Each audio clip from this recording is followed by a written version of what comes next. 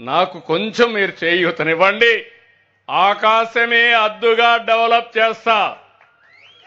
చేసిన చరిత్ర ఉంది, చూపించిన చరిత్ర ఉంది. ఇప్పటికే 1.5 years చూశారు. ప్రపంచం మొత్తం వచ్చి విశాఖపట్నంలో క్యూ గట్టి పెట్టుబడులు పెట్టారంటే దీన్ని బట్టి మీరు అర్థం చేసుకోవాల్సిన అవసరం ఉంది. బిజినెస్ మీట్ పెడతాం, ఎంఓయూలు చేసుకుంటాం. ఏ ప్రభుత్వం చేయాల్సింది. అడ్డగోలు జమాబందీ దానికి లెక్కలేని కథ అంటే ఏందన్నట్టు ఒక హైప్ క్రియేట్ చేసుడు. దీనికి ఆచుడు, దీనికి గురువు చంద్రబాబు నాయుడు. ఇప్పుడు చంద్రబాబు నాయుడు చెప్పిన లెక్కల బిజినెస్ వచ్చేది ఉంటే, ఎంఓయూలు సక్సెస్ అయ్యేది ఉంటే ఆంధ్రప్రదేశ్లో ఈ పాటికి 20 లక్షల కోట్లు వచ్చి ఉండాలి. ఆయన ఫస్ట్ టైం అలా సీఎం ఉన్నప్పుడు ఆ ఊళ్ళో పెట్టే కదా వైజాగ్లో, అమరావతిలో కదా వైజాగ్లో పెట్టిండు.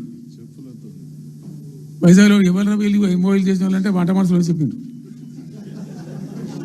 ఆ స్టార్ హోటల్లో బయట వంట మనుషులు, వాడు ఎవడు ఆ సప్లై చేసేటోళ్ళు, వాడు వచ్చి కూర్చోపోయి సంతకం పెట్టే పెట్టిండు వాడు పాపం.